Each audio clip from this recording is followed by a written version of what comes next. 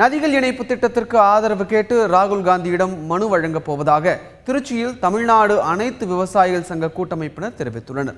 திருச்சிக்கு நாளை வரவுள்ள ராகுல் காந்தி விவசாயிகளை சந்தித்து குறைகளை கேட்க உள்ளார்.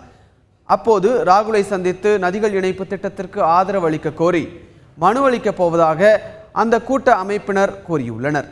இத்துடன் பயிர்க்கடனை ரத்து செய்யவும் காவிரி ஒழுங்காற்று வாரியம் அமைக்கவும் நாடாளுமன்றத்தில் குரல் கொடுக்க ராகுல் காந்தியிடம் கோரிக்கை விடுக்கப்படும் என தமிழ்நாடு அனைத்து விவசாய சங்க கூட்டமைப்பினர் கூறியுள்ளனர்.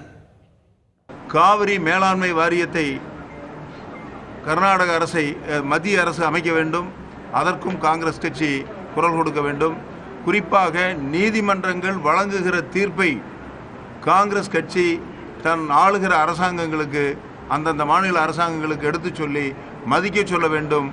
காவிரியில் தமிழ்நாட்டின் உரிமை நிலைநாட்ட ராகுல் காந்தி உதவி செய்வார் என்று நாங்கள் எதிர்பார்க்கிறோம்.